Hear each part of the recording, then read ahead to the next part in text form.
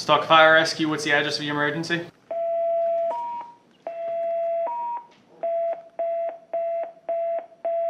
Stock Fire Rescue, signal 1623 Delta response for a motor vehicle accident with overturn. The intersection Route 347 and Arrowhead Lane South.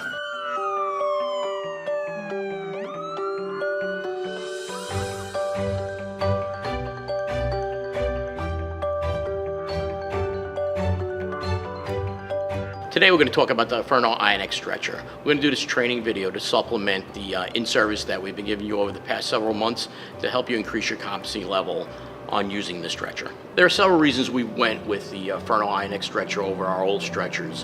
One was the lifting mechanism can be taken out of an ambulance and brought with the provider, where the other one, the lifting mechanism, is attached to the ambulance.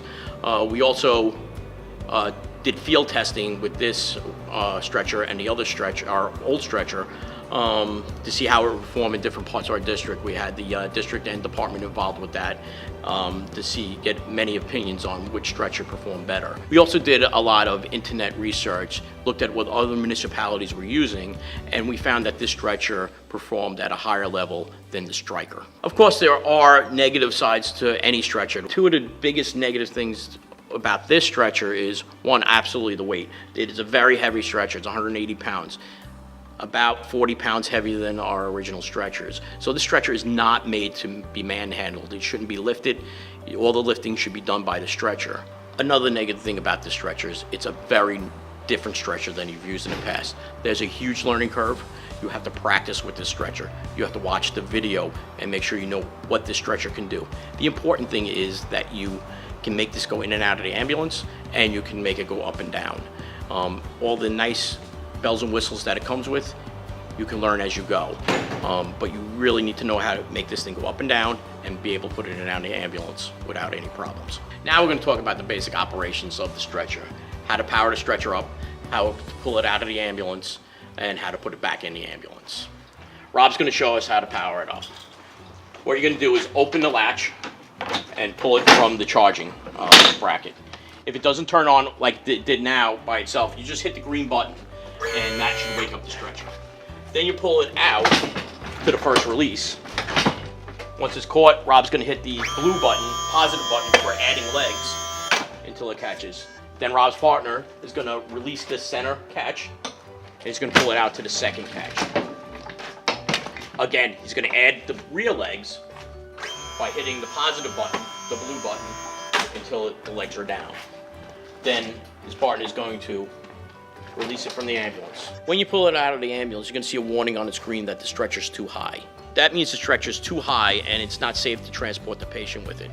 Simply hit the negative button, the green button, hold it down until the stretcher stops. The stretcher will stop at a safe operating level. To put the stretcher back in the ambulance, basically you're just doing the opposite of taking it out. You're going to raise the stretcher up to the level of the ambulance.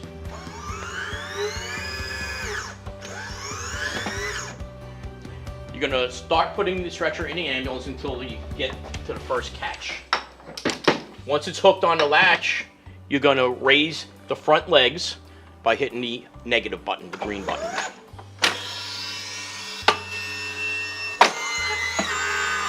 Once the second latch catches on the hook, you're going to simply raise the rear legs by hitting the negative button, the green button, until they raise all the way.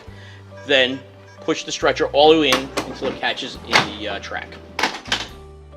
Now let's go over some of the features of the stretcher. One, to turn it on. The power switch is on the right-hand side of the display panel. The stretcher comes with safety lights. To turn on the safety lights, on the bottom of the display panel, you have the two light buttons. The button on the left turns on the white lights. This helps you light up the sidewalk. If you're walking down the sidewalk and it's dark out, it'll give you some light so you don't fall, drop the stretcher, drop the patient. Just a little extra safety. The button next to it is some added lights. This has warning lights on it. On the left side of the display panel is the black override button.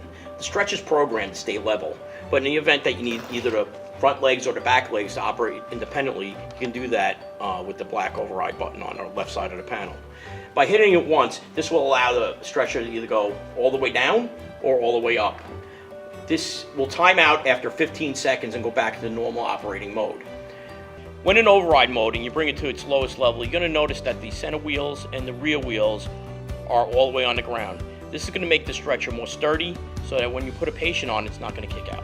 One thing to remember, when it's at its lowest level in override mode, it will not raise unless it's still in override mode. So if you're in regular operating mode and you hit the button, it's not going to go up. What you need to do is put it back into override mode, into the first position, and now it'll raise up. Once you get the center and rear wheels off the ground, you can either hit the button to put it back into regular operating mode or let it time out to 15 seconds. The override buttons will also let you operate each leg independently. If you hit the override buttons into the second position, you'll be able to operate the head end legs independently from the rear end legs.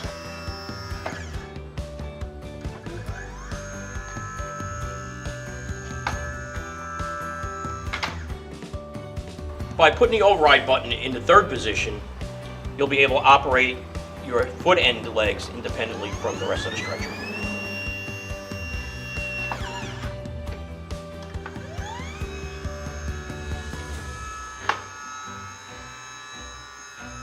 The override has a fourth position. This is just to set the level of the stretcher for the ambulances. You should never touch that button. You don't need to know how to use it. It's only to set the level for whatever ambulance it comes from. Other features of the stretcher are similar to the old stretcher. To raise and lower the head of the stretcher is very simple. We have the handbrakes behind the head. We have the monitor hook on the back of the stretcher. We have the oxygen bottle that attaches to the back of the stretcher, a little different than the old stretcher where it attached to the head. With the oxygen bottle where it is now, if you lower the head of the stretcher, it's not going to go totally flat. So if you need the head of the stretcher totally flat, you're going to have to take off the oxygen bottle. The stretcher comes with armrest. Simply to make them go down, you hit the center button on the bottom, push them down. We also have the bariatric rails. They go in different positions depending on your patient's size. You have a larger patient, this will help with their comfort and keep them from falling. Simply lift up the latch and you can put it in different positions.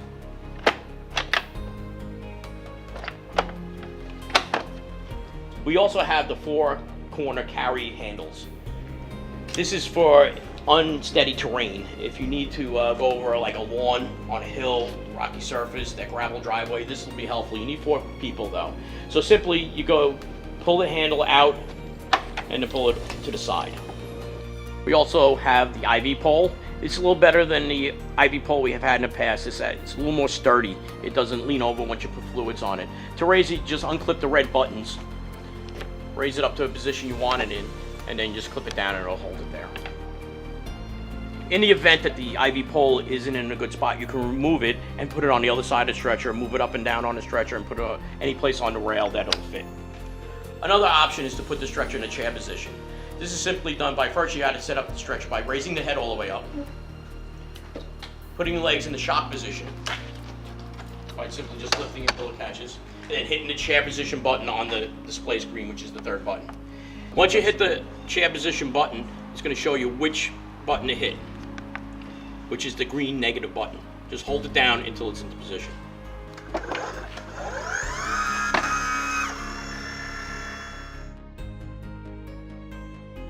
As we said earlier, you should never be lifting this stretcher. It's too heavy.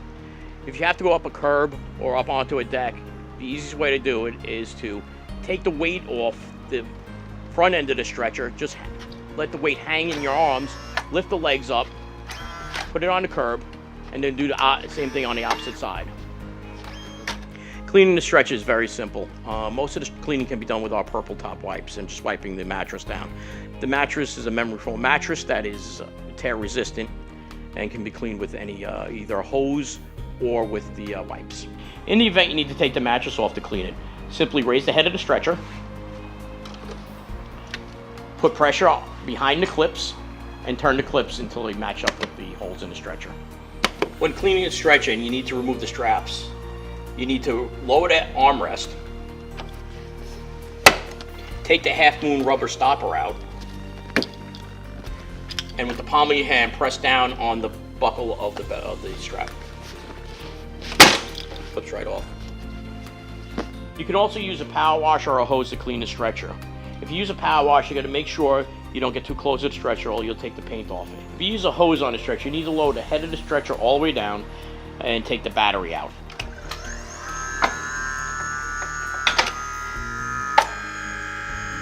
When the head of the stretcher is down, now you lift the legs in the shock position. You take off the battery cover. It just snaps right off. Disconnect the battery. Slides right out.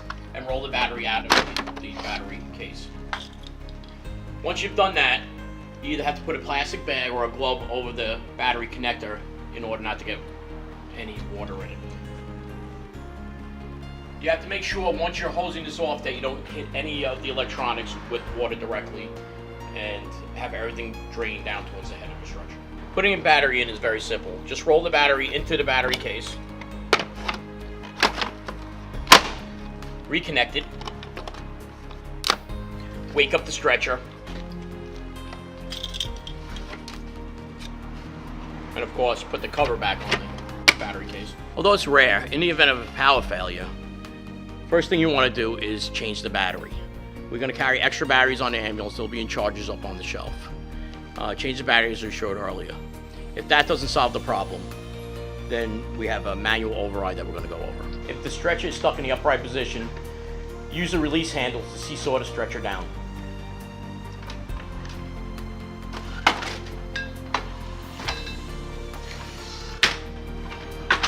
If the stretcher is stuck in the lower position with a patient on it, don't bother trying to lift it. Call a second unit and transfer the patient onto the second stretcher. If the stretcher is stuck in a down position without a patient on it, you're going to need 4 people to lift it up. You're going to release the handles, and then one on each corner, you're going to lift, and you're going to have to hold the legs to release the piston.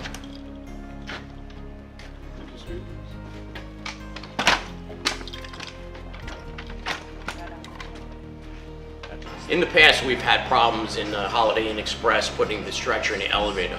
Again, the stretcher shouldn't be muscled into the elevator or muscled at all. We did come and test this. It does fit. You got to remember that you have to not only collapse the back of the stretcher, but you have to take the net off.